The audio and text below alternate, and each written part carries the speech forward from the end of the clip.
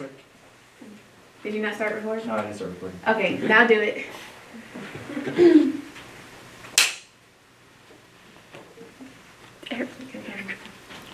Yes, you're in the camera. You gotta fully go.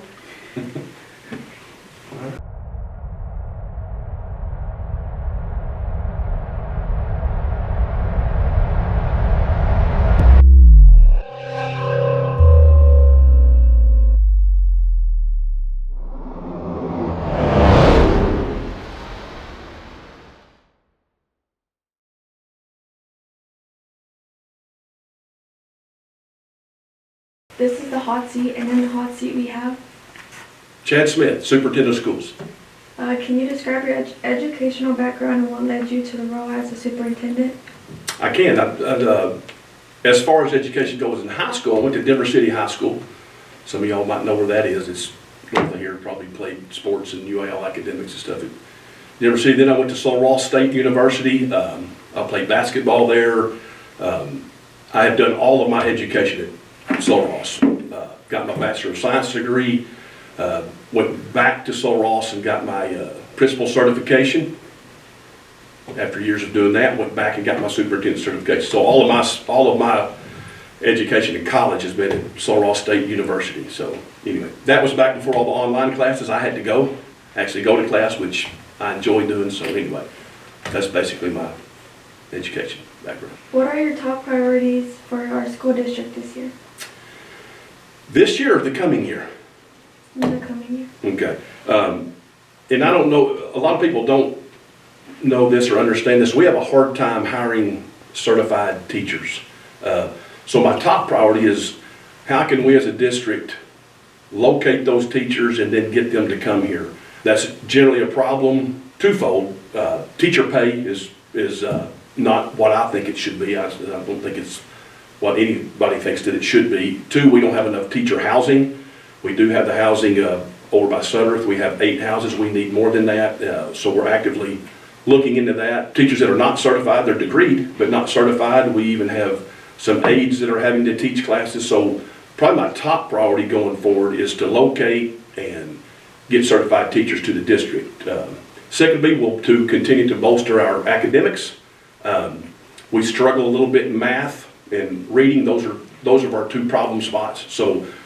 So continue to bolster those and to get our students and teachers more involved in UIL academics. We do a great job with sports and we do a great job with our Skills USA and that kind of thing, but they can do a lot better job, me included, but we need to do a lot better job of getting more of our kids to participate in UIL academics. So those are some of my goals for next year going forward. How do you plan to address the challenges faced by our schools, especially in terms of funding and resources? Resources, I think we're fine in resources. We have plenty of those as far as education resources go and just basic school improvement resources. We have those. The problem is funding, and I'm going to throw a term out there to you. Does anybody know what an unfunded mandate is? Anyway,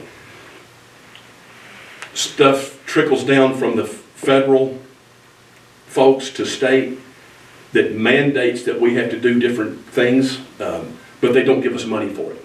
So that comes out of our local budget. So we have a ton of unfunded mandates that we have to do. We also we are a chapter school district. We have to send money back to the state.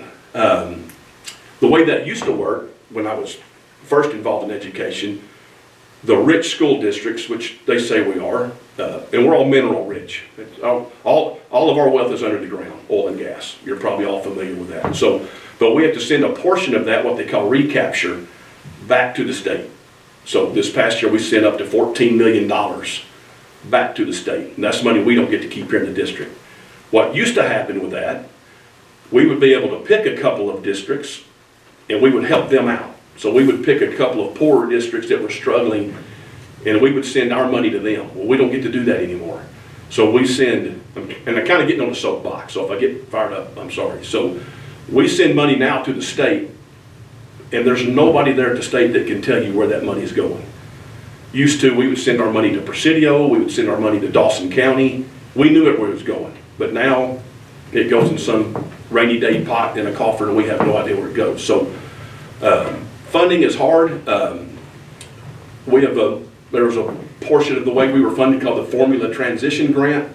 That is getting taken away this year. That's going to take $2 million out of our budget right off the top for next year, and the state, again, didn't do anything to replace that.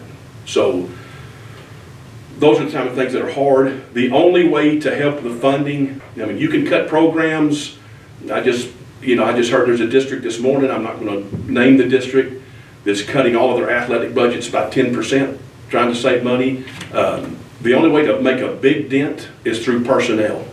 So that's probably about 80% of our budget is paying teachers and staff. So what we're looking to do going forward next year, we're looking, if somebody leaves the district, we're not letting anybody go, we're not doing any of those types of things. But if somebody leaves the district on their own free will, we're going to look real hard. If we can figure out a way to replace them without hiring somebody else, that's what we're doing. And we've saved some money over the past year doing that type of thing. So funding is the hard part, just because we send a ton of money back. State's taking money from us.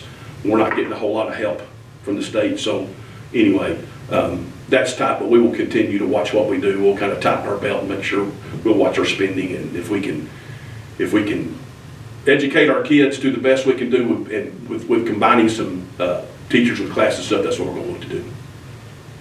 What role do you think technology will play in the future of education in our district? It'll be huge. Y'all can see that that's already started. I'm old. I'm an old guy. I'm not really too tech savvy on stuff, but all of the younger generation is. And you can see we've gone from now we're all one-to-one. Everybody has a device. Everybody works on that. You can take that home. You can do your classes online. Like I say, when I was going through college, there was no such thing as an online class. You know, even when I did my master's, didn't seem that long ago, but I guess it was. You know, I had to go every other weekend, had to go back to Sul Ross, and we sat in class and we learned. So technology just exploded. I mean, it's going to be the way it is. My opinion, it will not shock me if one of these days I'm going to guess within the next 5 to 10 years, it would not shock me if you couldn't complete your entire high school career online, kind of like they're doing colleges now.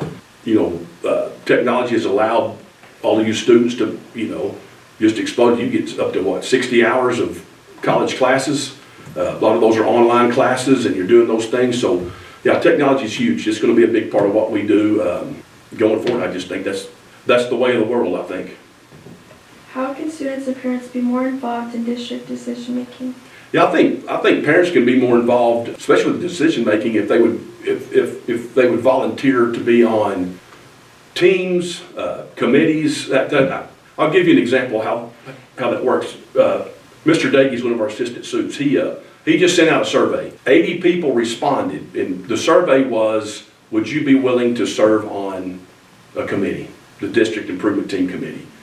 Out of the 80 responses that he got back, he got 2 parents that said they would. So we've got to do a better job of getting our parents, grandparents, students, whatever, to serve on these committees.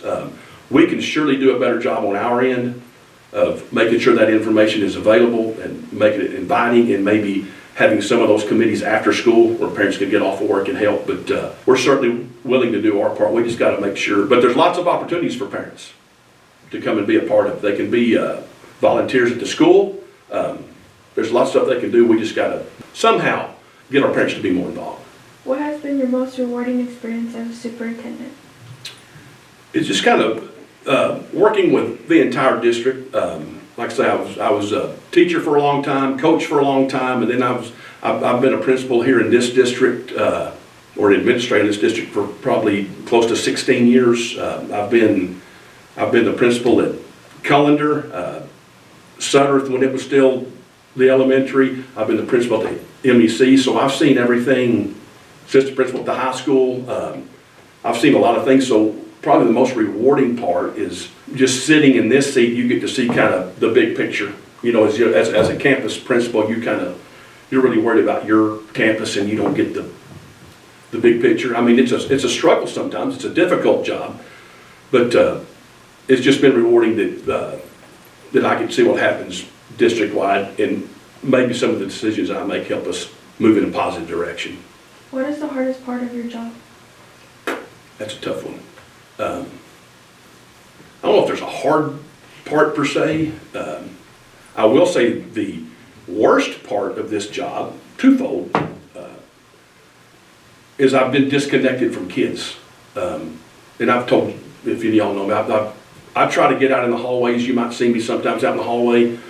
I do that. I'm not checking up on anybody, or I'm not trying to catch a principal doing something or a teacher. I'm just trying to mingle with kids. I miss that.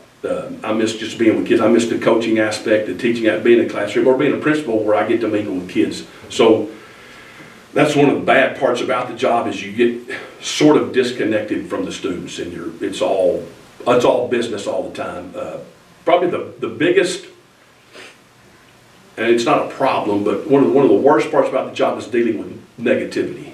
You can just imagine that if something gets to my desk, 90% of the time it's something negative, whether that be a complaint or something, a parent complaint, which is fine. I don't mind listening to any of it and all of those. But when you sit in this seat, you do see a lot of the negative. And I would just like to point out, and you guys know this, 99% of what our school district does is positive. It's a positive thing. There's very few times that something's negative, but it seems like that's what gets broadcast the most, right? It's like the squeaky wheel gets the grease kind of thing. So the negative gets bolstered and brought out into light a lot more than our positive stuff does. So if I could change anything, it would be, we need to focus more on the positive stuff and not near as much on the negative. But like I said, I don't think the job's hard. It's just difficult in those two areas. For me, that's just my opinion. What advice would you give to students who are interested in pursuing a career in education administration? I think it's a good career. To be an administrator, you're going to have to be a teacher first. So generally the way that works, in order for you to be a principal in any kind, you really need to be a teacher for at least 3 to 5 years, just so you know what's going on, right?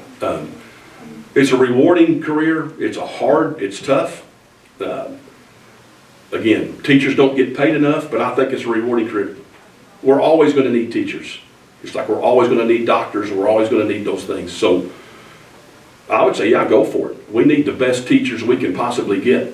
And I know I've been around a lot of y'all would make excellent teachers. If you look at some of the colleges today, universities, the teacher programs that we used to have that were jam full, there's not any in it. I mean, I say any. That's dwindled. There are very few young American folks going into teaching. We need to change that. We're never going to bolster our education if we don't have good quality teachers. So I think that's good. You want to get into administration? Again, it's a rewarding career. You're never going to be a rich person. Let's just be honest. Education, not going to be a rich person, but you're going to be rich with the kids that you get to work with. Is it all easy? Is it all positive? No. You can go talk to Mr. Ambert and Mr. Hanley and some of the others. I mean, you deal with a lot of negative stuff, but by and large, they're in it because they love kids. That's the same reason I got in it. I would say, if that's what you wanted to do, then go for it. I mean, it's a rewarding career. It's great. Now, 2 things, when you're going to be an administrator, you got to have a lot of patience and you got to have pretty thick skin.